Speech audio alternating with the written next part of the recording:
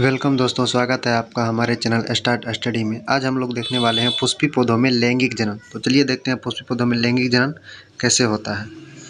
तो इसका डिफिनेशन पहले देख लेते हैं। इसमें है, लैंगिक जनन के लिए पुष्पी पौधे में फूल ही वास्तविक जनन भाग है, क्योंकि इनमें जनन अंग उपस्थित होते हैं जो जनन क्रिया के लिए आवश्यक है। तो पुष्पी पौधों में फूल ही उसका वास्तविक जनन अंग होता है, क्योंकि इसी में जनन से क्रिया के रिलेटेड आवश्यक अंगें होती है। आगे देखते हैं। आगे है पुष्प एवं इसके जनन भाग क्या सब होते हैं। तो पुष्प एवं इसके जनन भाग सामान्यतः फूल है जो कि एक डंठल के द्वारा तने से जुड़ा रहता है, जिसे वृंत या पेडिसेल कहते हैं। आप सबको पता होगा कि फूल जो है वो डंठल के द्वारा तने से जुड़ा हुआ रहता है। आगे देखते हैं। वृंत के सिरे पर स्थित फूला हुआ तथा चपटा भाग पुष्पासन कहलाता है। मतलब फूल जिस पर बैठा हुआ रहता है, जिस पर आश्रित रहता है, उसे पुष्पासन कहते हैं। चलिए फिगर के द्वारा समझते हैं। जैसे इस फिगर में आप लोग को दिखाई दे रहा होगा, ये देखिए कि ये हमारा फूल है जो इस पुष्पासन पर बैठा हुआ है और नीचे से डंठल के द्वारा जुड़ा हुआ है। एक और फिगर के द्वारा हम समझते हैं। चलिए, इसमें आप लोगों को नर भाग मादा भाग सब कुछ इसमें दिख रहा होगा। जैसे देखिए, ये हमारा एक फूल है, ठीक ना, और ये पुष्पासन पर ये हमारा पुष्पासन होता है जिस पर ये बैठा हुआ है और ये डंठल के द्वारा जुड़ा हुआ रहता है। चलिए आगे देखते हैं। आगे हमारा एक फूल में 4 प्रकार के पुष्पपत्र होते हैं। पुष्पपत्र क्या होता है देखते हैं कि पुष्पपत्र जैसे पहला है बाह्य दलपुंज, दूसरा है दलपुंज और तीसरा पुमंग, चौथा जायांग। ये सभी एक पुष्प में 4 पुष्पपत्र होते हैं, जिसमें बाह्य दलपुंज, पुमंग, जायांग ये सभी आते हैं। चलिए आगे देखते हैं। जैसे पुष्प की संरचना एक फिगर है, देखिए इसमें सब कुछ आपको दिख रहा होगा। एक और फिगर है, इसमें पहले आपको फिगर के द्वारा समझा देते हैं। जैसे देखिए कि इसमें बाह्य दलपुंज क्या होता है, दलपुंज, पुमंग और जायांग क्या होता है।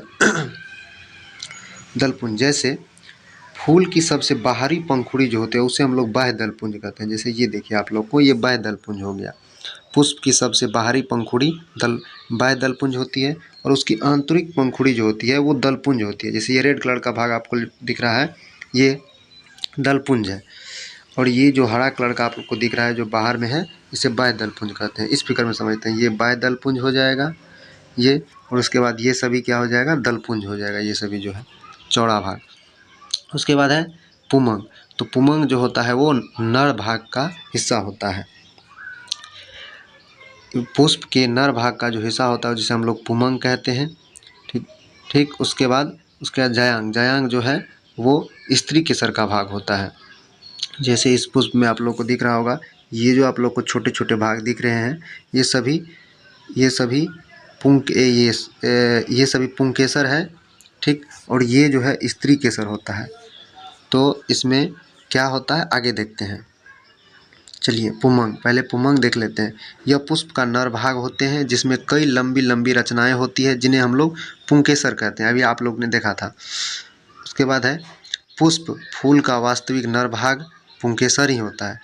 फूल का जो वास्तविक नर भाग होता है वो पुंकेसर ही होता है। आगे देखते हैं। पुंकेसर के 2 मुख्य भाग होते हैं। कौन कौन देखते हैं। पहला तंतु। तंतु क्या होता है इसके बारे में जानते हैं। यह लचीली, पतला एवं लंबा तथा डोरी के समान होता है और पुष्पासन से जुड़ा हुआ रहता है। अभी आप लोगों ने फिगर में देखा था। चलिए आगे देखते हैं। परागकोश। यह तंतु के अभ्रक में अवस्थित रहता है। अब इसको हम फिगर के बारे में आगे समझेंगे, पहले इसके बारे में जान लेते हैं। जायांग क्या होता है। यह एक से अधिक स्त्री केसर या कार्पेल्स का बना होता है, जिसे हम लोग जायांग कहते हैं। अभी आप लोगों ने देखा था। चलिए हम आपको फिर से एक बार दिखा देते हैं। उस फिगर में पीछे चलते हैं हम बैक। इसमें देखिए आप लोग, इस फिगर में पहले आप लोग को समझा देते हैं। देखिए ये जो है ये स्त्री केसर का भाग है और ये पुंकेसर होता है, जो एक लंबी तना के द्वारा डंठल से पुष्प के पुष्पासन से, ये पुष्पासन है, इसे देखिए जुड़ा हुआ है, इससे ये जुड़ा हुआ है। और ये जो ऊपर वाला भाग है यही परागकोश है, ठीक। ये परागकोश होता है। और ये बाह्य दलपुंज होता है, बताए थे। ये दलपुंज होता है, ये भी बताए थे। चलिए और इसके बारे में जान लेते हैं कि जायांग क्या होता है। तो ये जो मादा वाला भाग है, इसी के अंदर में जो आपको गोलाकार आकृति दिखाई दे रहा होगा, इसे हम लोग जायांग कहते हैं। और ये जो आपको पूरा भाग दिख रहा होगा इसे हम लोग अंडाशय कहते हैं। और इसी के ऊपर में ये वर्तिकाग्र होता है। और ये लंबा भाग जो होता है, ये जो आपको लंबा भाग दिख रहा है, सॉरी थोड़ा और जूम कर लेते हैं। देखिए ये जो आपको लंबा भाग दिख रहा है यहाँ से, ये वर्तिका है। ये ऊपर वाला भाग वर्तिकाग्र कहलाता है। और यहाँ से लेकर के यहाँ तक का भाग पुष्प का अंडाशय कहलाता है। और ये वाला भाग जायांग कहलाता है। ये पुंकेसर होता है। और पुंकेसर के ऊपर में जो ये आपको थोड़ा सा गोलाकार चौड़ा भाग दिख रहा होगा, ये परागकोश होता है। आई होप कि आप लोगों को समझ में आया होगा। यही पुंकेश ये जो परागकोश होता है, ये पुंकेसर से जुड़ा हुआ ये जो परागकोश होता है, ये जब इस पे आता है तो पुष्पों में निषेचन फर्टिलाइजेशन होता है, जिसके फलस्वरूप फल का निर्माण होता है। आई होप कि आप लोग को समझ में आ गया होगा। चलिए हम आगे देख लेते हैं फिर से। तो पुंमंग के बारे में हम लोग जान चुके हैं। फूल का वास्तविक नर भाग पुंकेसर होता है, ये भी हम लोगों ने देख लिया है। पुंकेसर के दो मुख्य भाग होते हैं, कौन कौन? तंतु। तंतु क्या होता है?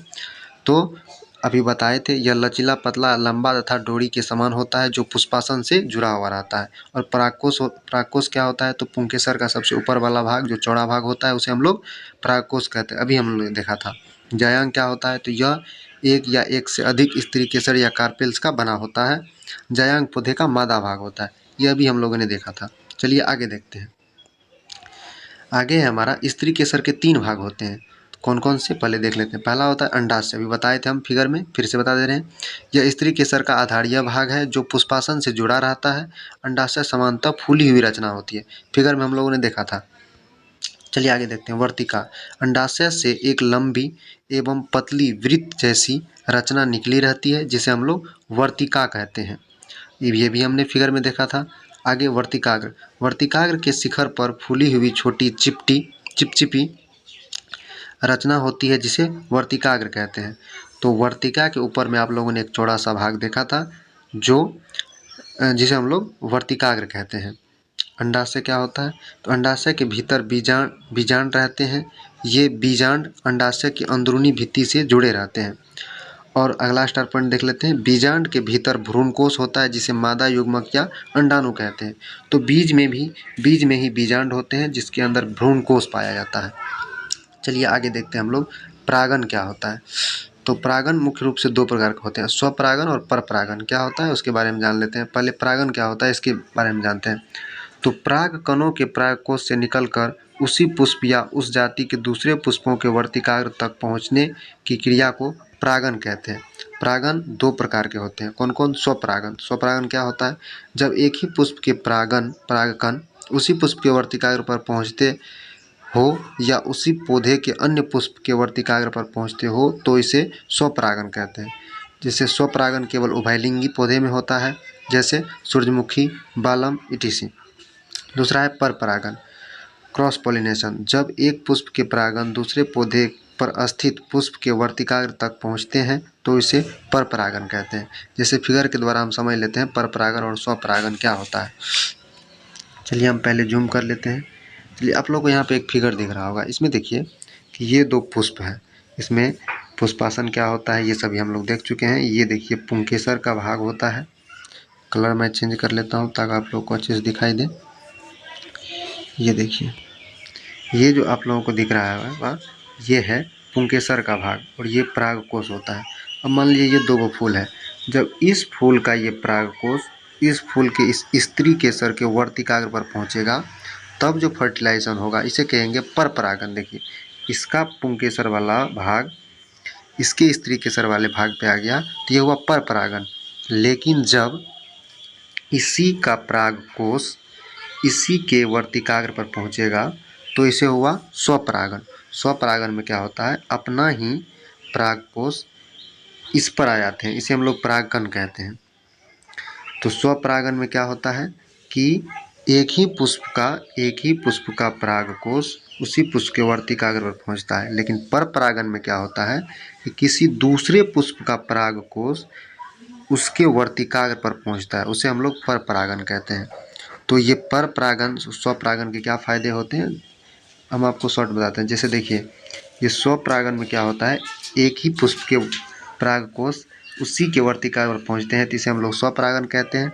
और किसी दूसरे पुष्प का पराग कोष किसी अन्य पुष्प के वर्तिका पर पहुंचता है, उसे पर परागन कहते हैं। पर परागन से अच्छे फूल का निर्माण होता है और स्वपरागन से फूल धीरे धीरे झर ही टाइप से हो जाता है। जैसे मान लीजिए कि इसी का पराग कोष अगर इस पे आ जाएगा तो ये इससे जो फूल का निर्माण होगा धीरे धीरे फूल अच्छा नहीं होगा, खराब हो जाएगा। लेकिन ये पर परागन से अच्छे नस्ल का निर्माण होता है। आई होप कि आप लोगों को समझ में आया होगा। चलिए आज की क्लास हम यहीं पर रखते हैं, मिलते हैं नेक्स्ट क्लास में। तब तक के लिए जय हिंद। आप लोग इसे नोट डाउन कर सकते हैं।